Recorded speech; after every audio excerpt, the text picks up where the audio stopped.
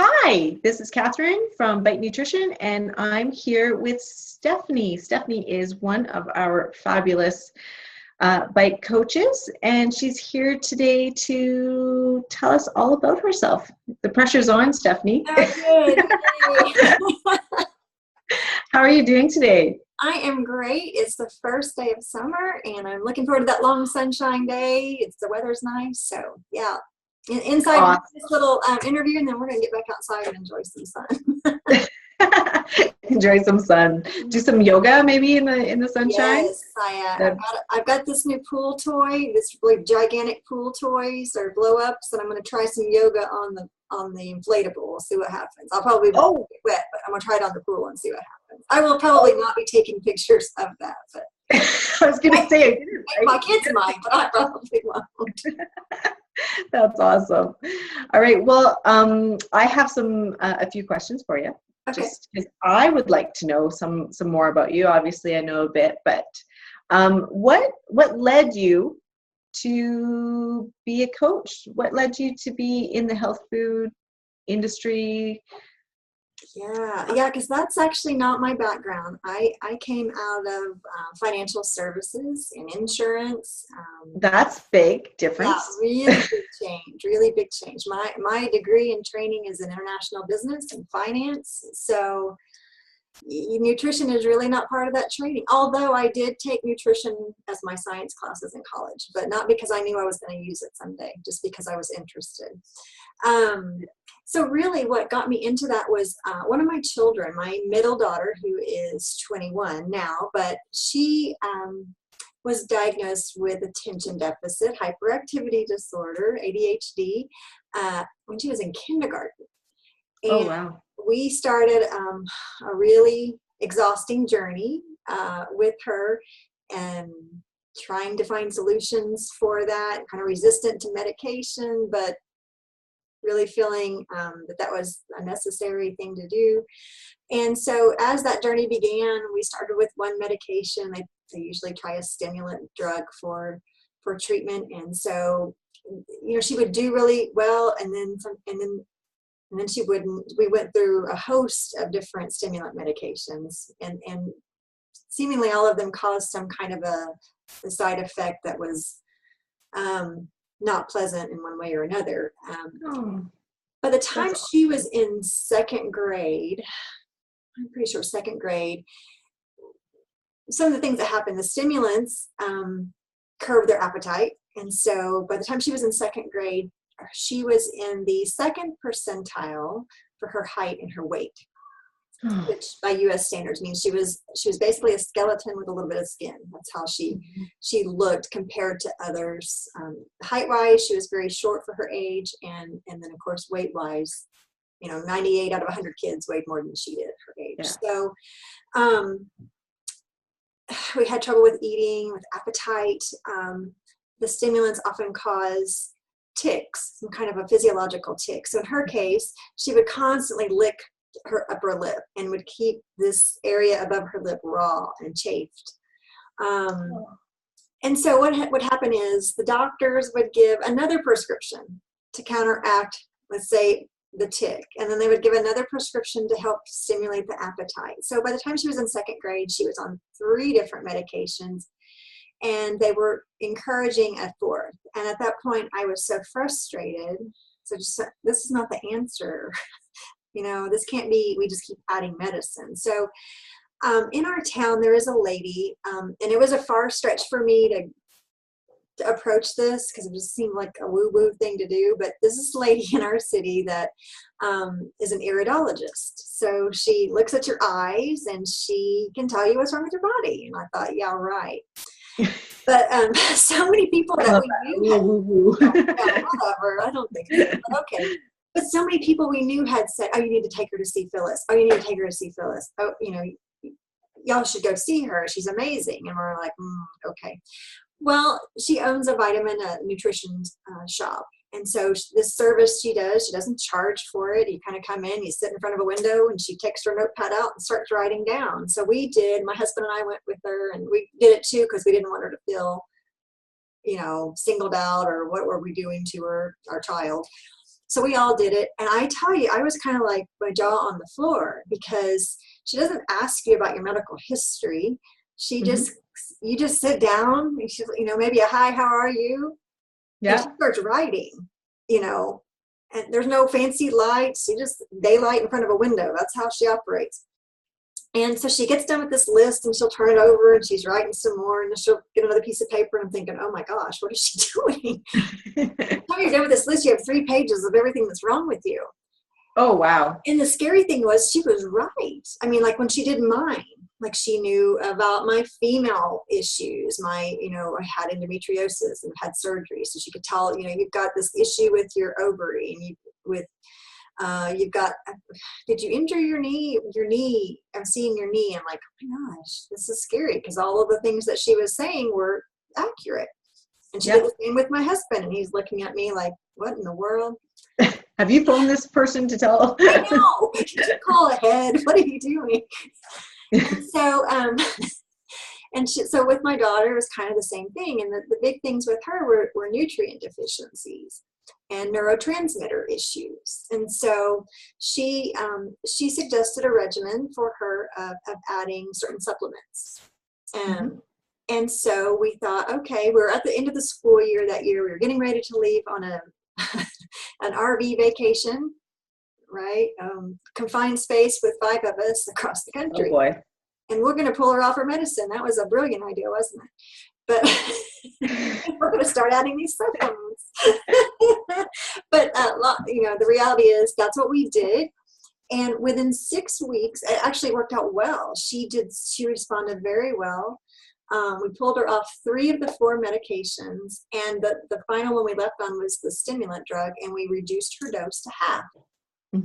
And so in 6 weeks, she put on 12 pounds on this regimen, which it was phenomenal, such a huge difference. And so as time went on, I just started digging more. The light bulb went off.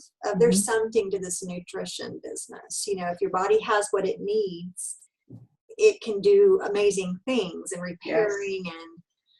And so it really piqued my curiosity. Long story short, she stayed on that half dose of medication till midway through her, and that was what she was prescribed in 2nd grade. So halfway through her sophomore year, we never made a medicine change from 2nd grade to 10th grade. And halfway through her sophomore year, she asked to come off medicine completely. So she finished high school on no medication whatsoever. And by learning how to eat nutrient-dense foods, more whole foods, less processed, obviously, to supplement things that she was deficient or her body was resistant to, and then to learn how to eat things in proper portions, or we call it linking. We would link foods. So for her, carbohydrates, processed carbohydrates specifically, like sugars and a lot of processed foods, which a lot of ADD kids are craving, right? They want that dopamine response, and they're looking for serotonin boost, and so the sugars do that temporarily. And so she would crave those things, and we would taught her to eat it always with a protein, or she could have the snack. We didn't restrict her from having something other kids were having, candy or whatever, but she had to eat it with a protein, or she had to eat it with a fat to slow down that insulin response and help her manage her energy and manage her, slow down her brain and keep her focused. So those are tools that worked really well.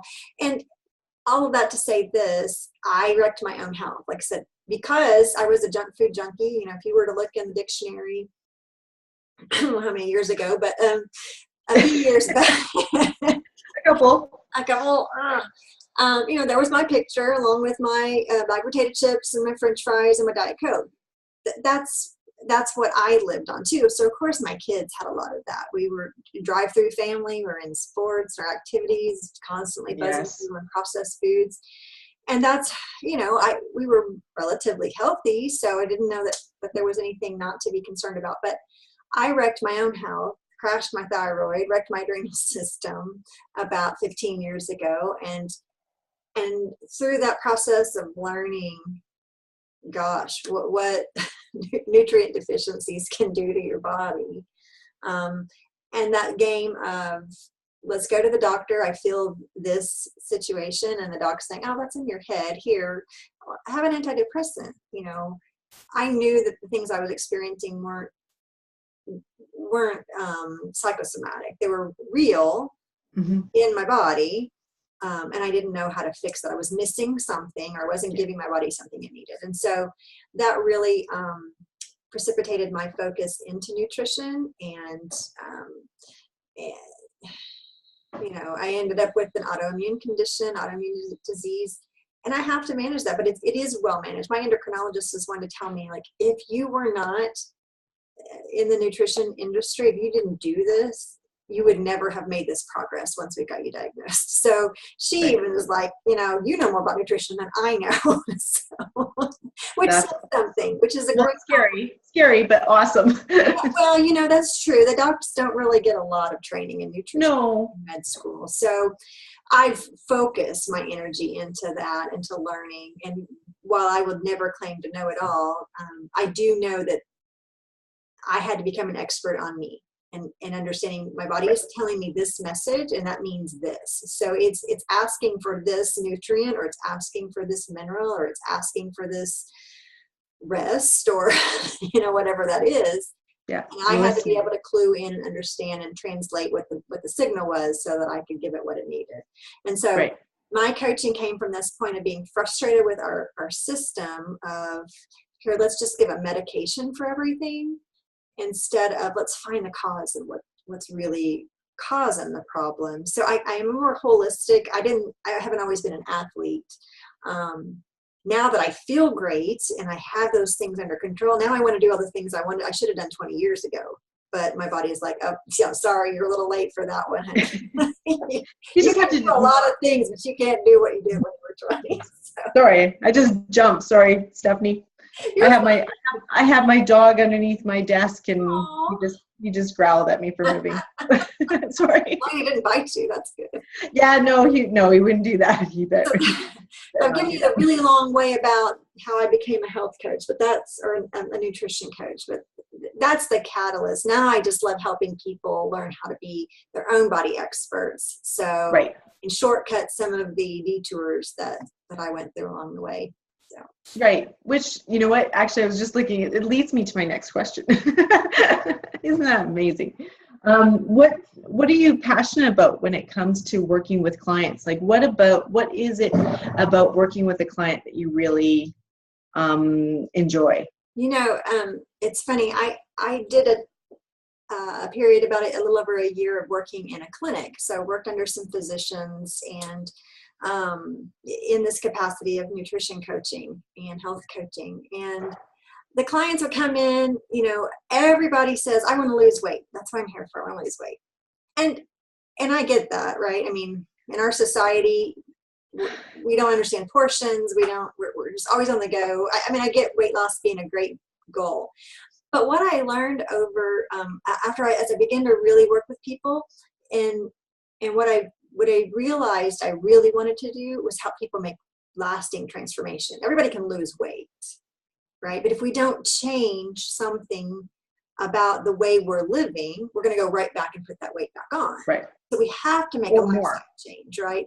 And it's helping people figure out why they would make that change. You know, because everybody wants an easy button, and everybody would love to just have a magic pill to drop weight whenever they felt like it, right? Nobody really wants to do the work. I mean, myself included. If I could get away with eating donuts and chocolate cake all the time, well, I would do that.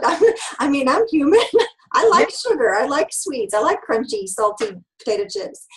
But they don't serve me, right? And so while I don't cut everything out, I'm not an all or none person, it's figuring out what is the level at which I can have this thing and enjoy it and still get where I wanted to be, or maintain where the effort that I put in. So my real passion is helping people make the ahas.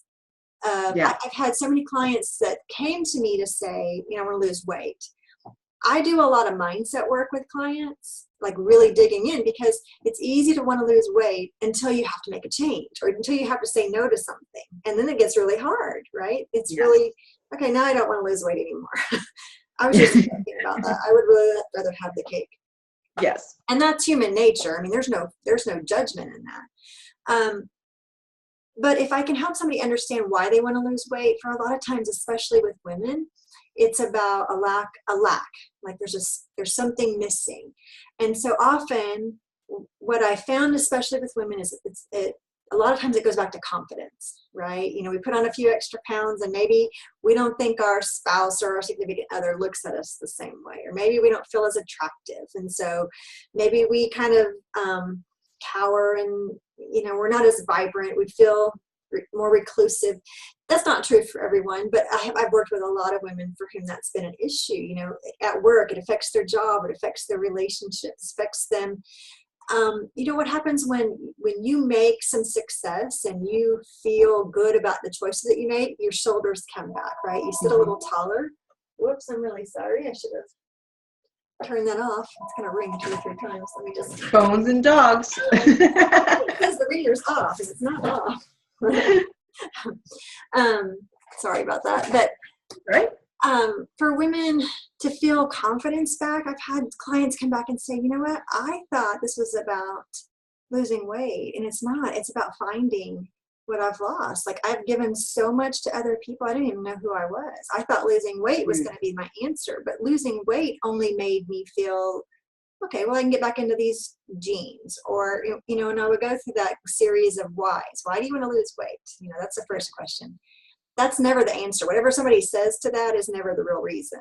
You know, you have to go layers deep to get to the real underlying, what is it really that you are missing out on in life right now, that losing weight is going to give you back.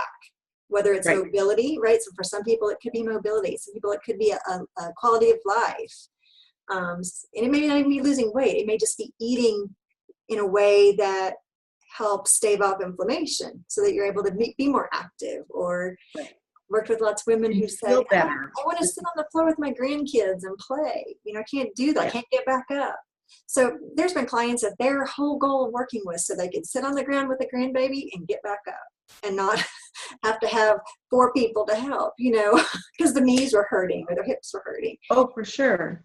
So that my passion is really about giving people their passion back, or their energy back, or their confidence, or it's given back whatever got taken away by our choices. You know, I mean, in my life, it was a health decision. So my quality of life suffered. You know, it hurt to get out of it. My joints hurt. I had thyroid problems, put on weight, didn't matter what I was doing. I've been through all of that. And so by taking the power back of, as far as, I have control over what I eat or don't eat, that is within my power. I don't have the power or control over what everybody else is doing, but I have control over me. And, you know, teaching people resources to say, you know what, I just prefer not to have that. Social eating, you know, that's a big trigger for people. Oh my gosh, because food is an emotional experience, right? We celebrate with food, we mourn with food, we gather together with food. It's everywhere. So it's a really hard trigger for a lot of people to go, how do I navigate this? So that's, I mean, I could go on and on because I am so excited. I can tell you're passionate. I know. Yes. I just want people to feel empowered and happy and in control and eating for their goals, whatever that is. And it's such an amazing, for me, it's so amazing to hear and or get a message from, or talking to someone and they're like, Kath, I got an aha moment. You know, I get it, right? Like, this is what happened today. And it's like, you just start to see that ball rolling, and it's amazing that they're being empowered. Exactly. And that's a huge thing. When you feel empowered, you can take on the world. And, you know, and sometimes you don't even want to lose, you know, that last 5 pounds or whatever, because it's beyond that. That's not what really fixed. You just need to feel better about yourself and self-confidence. So, and giving people the freedom to not feel so guilty for things. Yes. Isn't that huge? We have this whole mentality around bad foods and good foods. Well, sorry, but food is amoral. It doesn't have bad and good, you know? No. It's what you do with it that is a negative or positive effect on you. totally. And I made a post this morning about my donuts. I don't know if you've seen Yeah, it I yet. did. Exactly. But it's like, well, I don't need them all the time, because I eat well. I don't eat too much and I don't eat too little. But if I want a donut, I'm going to have a donut. It's Right. not a big deal.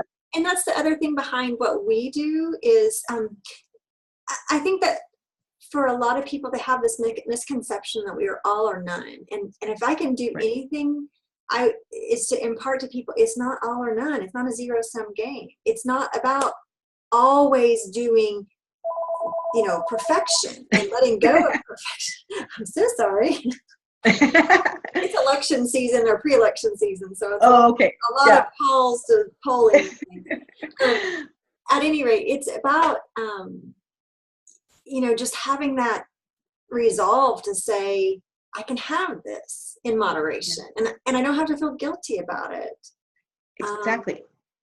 And sometimes when someone gets that, they don't want it so bad either. Right. I actually have a trick, and I'll share this with you just because you can, people can try it if they're watching. But I've worked with clients who were, and I will tell people I'm a recovering perfectionist. So I'm in recovery. I don't know if I'll ever be recovered, but I am a recovering perfectionist. And for many years, I had the all or none mentality myself. So I totally get that. And I've worked with a lot of women, especially professional women, who we're just good at stuff. We expect to be good at things. We expect to do what's expected. We're rule followers. We tell me what to do and I'll do it. We just go get it. And tempering that with this idea and this concept of balance, I've worked with clients who are like, okay, I did so good all day and then I got to the weekend and I blew it.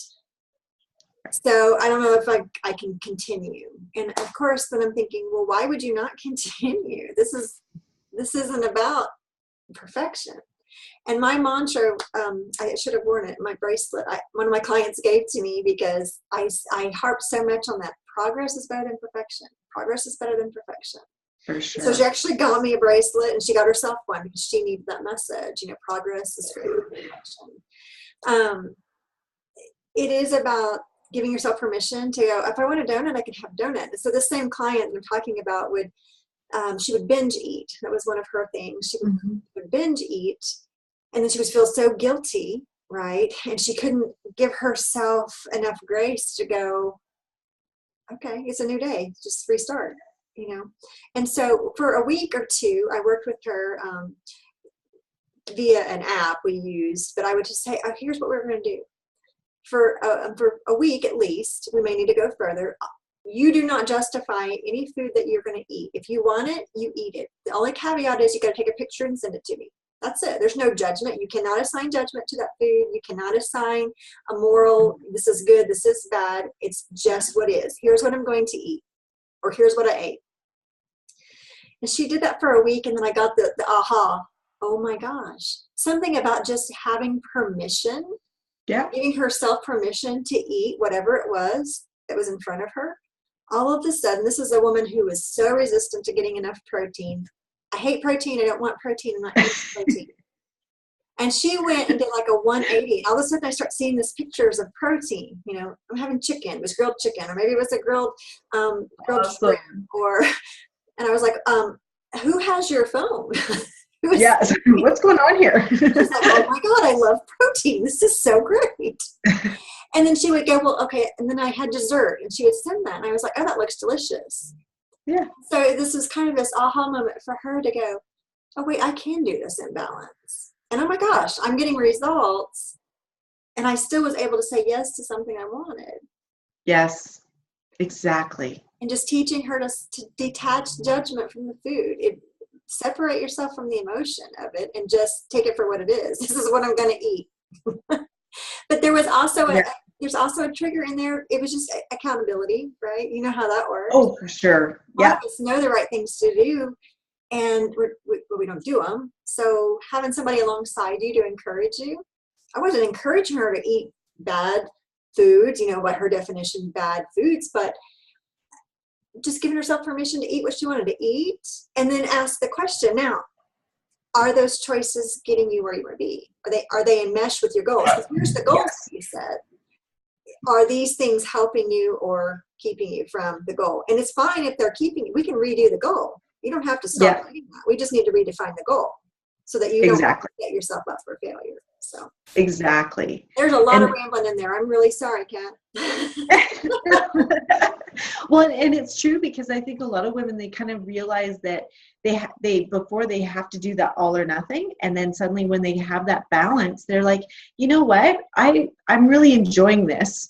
I don't need the scale to say whatever my previous goal was, and slow down, and they enjoy their life more, right? Which, that's what it's all about in my mind.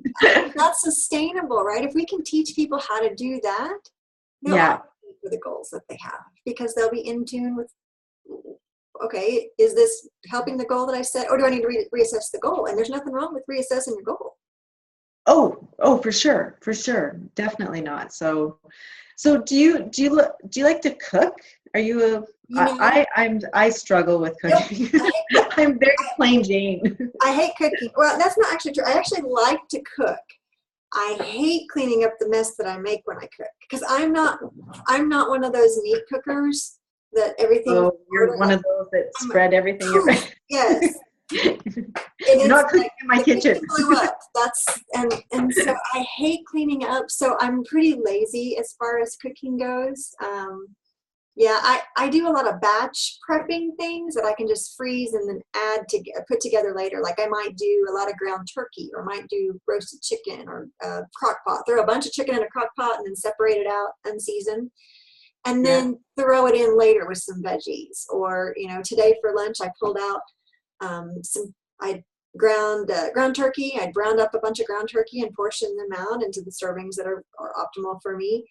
And I added my little cabbage and my Chinese 5-spice and a little soy sauce, and made like the stir fry. It took me all of 5 minutes, but that's what I was in the mood for today. Tomorrow it might be tacos. So I don't season the meat. It's just cooked, but it allows me to pull it out really fast, put it together. That way, if I'm starving or I'm hungry, I already have something cooked. I can pull out and get into my body quickly because I still have if there's a bag of potato chips, I might go for it. That hasn't actually left my psyche yet. I don't like to cook, so you got to find what works for you. I know I can't eat out all the time. That doesn't serve me either, because I can't control the ingredients. But batch cooking things like oatmeal or quinoa. I like some quinoa sometimes for a starch, or even rice. I might do that up ahead of time and then just throw things together later. I kind of do that, but I don't do a lot of big fancy meal prep. I'm not. You don't take all. I can't make myself do it. I'm like, okay, this lasted for 3 days. Now I'm bored with that. Because what'll happen is, it's like being a little child when you tell them you can't have this, then that's all they want. Yeah. Or you have to have this, and that's not what they want. So because it's prepped for you, and it was planned. It says Tuesday on it. Yes, my little inner child goes, I really don't want that today. It sounded good on Saturday, but doesn't sound good today. So I'm gonna have to find something else. So I don't stick to the plan, and then I just waste it. So by batching together a bunch of proteins or starches, and then having fresh veggies on hand, I can throw together, and then adding the seasonings I want. Like I love Tex-Mex or Southwest seasoned foods. I do a lot of those. I love Italian, so if I can take that ground turkey and spiralize a zucchini really fast and throw in some spaghetti sauce, and now I have spaghetti. But I didn't have to brown the meat and cook all of that up. I can get that on the table in 10 minutes. Totally. Yeah, totally. And I do a lot of meat beforehand, and then just will freeze it or whatever. Yeah. But it's the veggies that drive me nuts. I really need to prep them, or else no one in the house eats them. Right. I do, but I'm trying to get the other half to eat them more. Tools. I think maybe investing in tools is another good way. Over time, I've added an arsenal of different culinary things that I've bought. Like I have 3 different types of spiralizers to spiralize veggies, depending on what I want to do with it. I've never used those.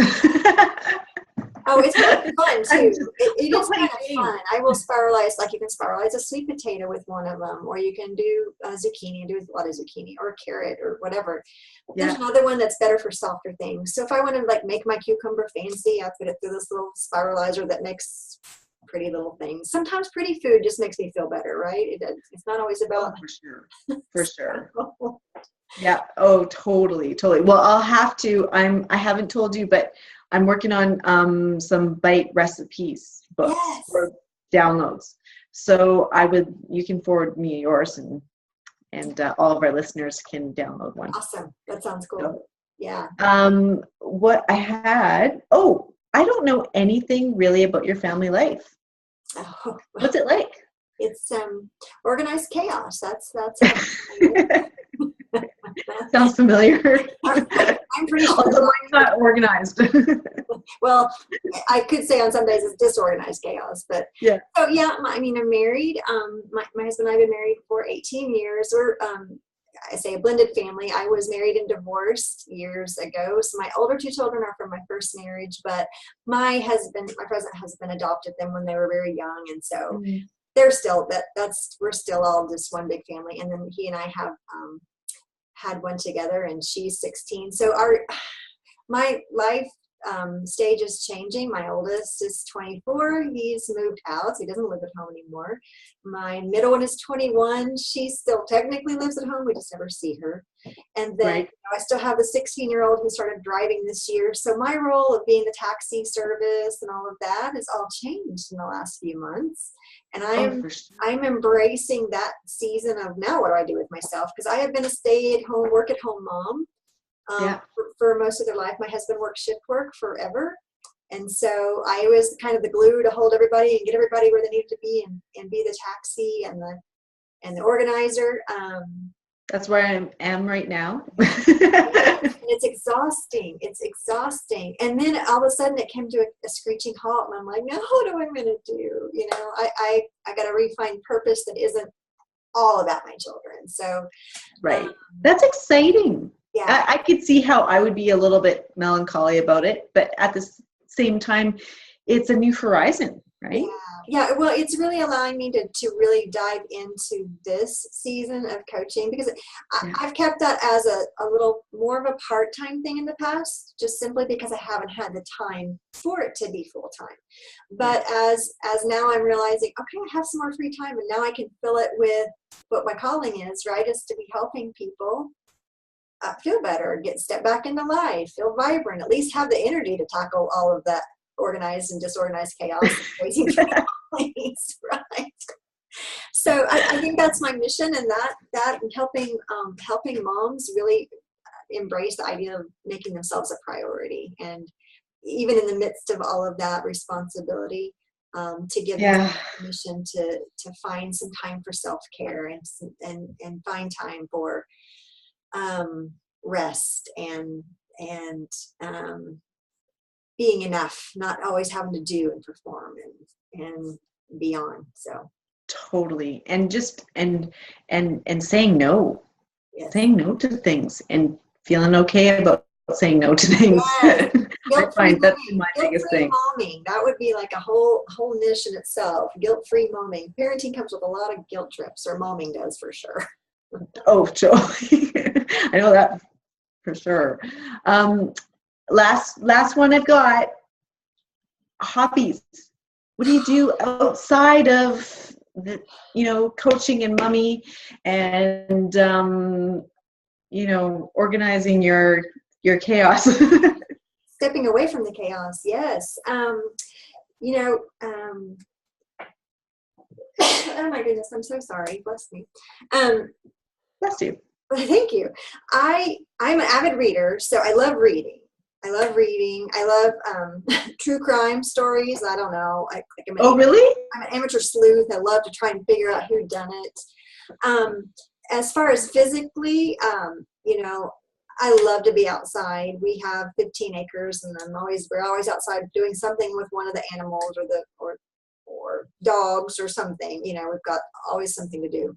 But then as far as fun stuff, my husband and I are certified scuba divers, so we love scuba diving. Nice. Summer now, which means we get to do that. We're actually leaving in 2 days for a week in Cozumel, Mexico to dive. So Awesome. I'm so happy about that. I'm excited. We've been planning it for months and months. So we are looking forward to that. So yeah, scuba diving, reading, just being outside. I'm an introvert, so big party scene's not ever going to be my thing. But I love time with friends, lunches with girlfriends.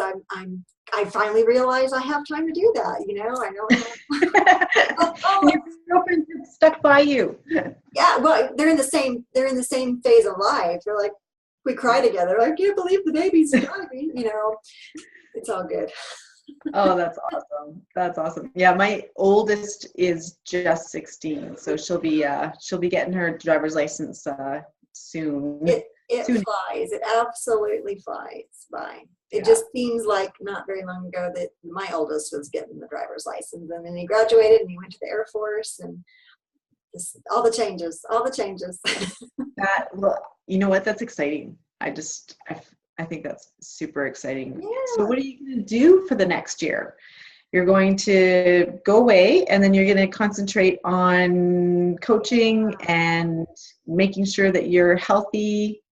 Yeah, taking care of myself, making myself a priority, leading by example, right? I am a coach that is pretty transparent, and what I mean by that is I don't ever judge or come from a place of judgment, because most of the bad stuff the clients define as bad or are doing, I've already done. So I can't come from a place of superiority.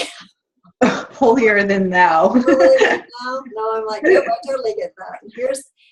All I can offer really is experience. And so if I can help somebody shortcut a few detours along the way and help them get where they really wanted to go a little bit sooner, a little bit faster, a little bit easier, that's my goal. That's what I want to really accomplish.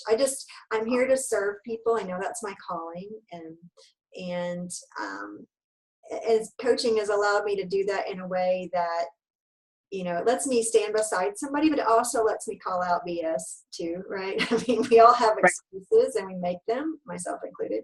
And the most impactful people in my life have been the ones who cared enough about me to say, this behavior isn't serving you, or this activity isn't getting you where you said you wanted to go. So just helping me, you know, a good coach, and I explain this to clients, a good coach, whatever your sport you love, the coach is sitting at a vantage point that they see the whole playing field, right? As a player, you're just in position. You don't have that perspective to see anything beyond your frame, right? Where your vision, right? The coach has a different vantage point. They can see the whole playing field. Not only that, they have some experience to know about some potential things that could come against you. And so as a coach, I tell them, I'm here just to call some plays. You got to run the play, right? Yeah. And we may come up against a time where you've got an opponent that knocks you down. We might have to change the play. But that's what a coach does, right? They don't call the same play every time they go in. We've got a playbook. And so as a coach, that's my job, is to help. I break open the playbook. We run some plays. We see what's getting us closer to the goal line. And then we change up if we need to. To get the end game, to get the goal. So for sure, as the coach, you know, sometimes coaches are tough. Sometimes they'll tell you, you know, and I always ask for permission to coach people. Do I have your permission to coach you? Because I want to be the friend, right? But at the same time, when you hire me, you're hiring me for a result. So I got to be able to give you the tough love too, to say, okay, honey, this is the goal you set, and here's the activity you're doing. These are going in different directions. Which one do you want? Yeah. And either one is acceptable. I'm fine with either one, but we got to pick a direction, or we got to pick an action. Right. Got to set ourselves up to get there. Or else we're going nowhere. Right. We're going nowhere. Yeah. And I think, even coaches need coaches. Absolutely. Right? I have of that. Coaches. Yes. Business coaches. Yeah, I definitely. For sure. And a lot of it, some of it's just being accountable, having someone to be accountable to. I think that's the majority of it. You know, that's the majority of it, is accountability. It's really easy to let ourselves off the hook when nobody knows that we were trying to do anything. Like Yes. if my goal is a weight loss and I'm going to give up chocolate and I have a little chocolate bar and nobody knows I was losing weight, nobody else is going to be disappointed. When you're accountable, it's not even about disappointment. It's just that somebody else knows and we may be. Yeah, just like, oh, right. And it's just that friendly reminder of like, oh, okay, well, where are our goals? Let's reassess. And, and also for me, a lot of it is just leading up. What happened before that kind of moment where that chocolate bar came out, right? And figuring out why these things are happening. Exactly. And try and navigate through them a little bit easier and giving people the tools to Or use. teaching you where to look. It's that playbook that we're talking about where you go, you know what? Here's your potential pitfalls. I don't know if you like American football, right? Use that as an analogy for people who like football. A lot of Americans like football. If you need to talk hockey, Stephanie, hockey. I don't have any ice where we live. I'll go with it. Hockey. Okay, what can I parody that to? Okay, but I'm sure it's the same thing, right? You've got a defense, you've got an offense, you have positions that they play, and each position has a role. And if you're the inexperienced player coming into the game new, right? And I'm supposed to go to that, get this little thing in that little net, right? The puck in the net. That's my goal. But I don't know what all these other players' jobs are and how this one goes to this side, and this one goes to this side. And I don't know that those two expect it. I don't know how to navigate myself in order to avoid them. For sure. So, and that's what I feel like as a coach we do is we can go, okay, now you've got this plan. Here's what you can expect. Here's the things that are going to come up against you. Here's the temptations you're going to see. Here's the pitfalls. Here's the social setting that your friends are going to go, oh, come on, you can just have one. It's not going to hurt you to have one, right? Yeah. How often does that happen? Oh, all the time. So often with friends. On that one. My friends guilted me into having it. I didn't know how to say no. Yeah. That's totally a legitimate thing because we don't want to hurt people's feelings. I've actually had people in our family say, if you don't eat that, you're really going to hurt my feelings. Yes. And so if you don't know to expect that, or you don't have a defensive move that's not meant to offend somebody else, no, you can say, oh my gosh, I would never want to hurt your feelings. But this food causes me this distress and I'm not willing to do that, or you got to have permission to say no to things. Like we said earlier, just giving them the permission to say no in a way that it has nothing to do with the other person. I tell people all the time, when you start making yourself better, people around you will recognize that. And one of two things happens. They either want to jump on board and go along with you, or for people who aren't ready, if they can tear you down and get you to quit, it doesn't make them feel as bad for not making, they know they need to make improvements, they're just not ready to do them. And so if we can keep you from doing them, misery loves company. Totally. Yeah, for sure. For sure. Well, I'm so happy to have you with us. Me too. And, thank you for taking the time today to talk to me. And we should do this again. Absolutely. Maybe we'll have a subject. I'm not quite sure what per se, but a specific nutrition subject that we can chat about. Oh, awesome. Yeah, let's talk about carbs. Okay. I'm all for it. I'm telling you, those evil carbs. Let's talk about evil carbs. We'll talk about evil carbs. And then maybe one other day we'll talk about alcohol. Oh, we can talk about alcohol. And we can talk about fats. Yes. Yeah. Fats. Yeah, for sure. See, there's lots of talk about. Awesome. Thanks so much. Thank you. We'll talk to you soon. Bye. Let me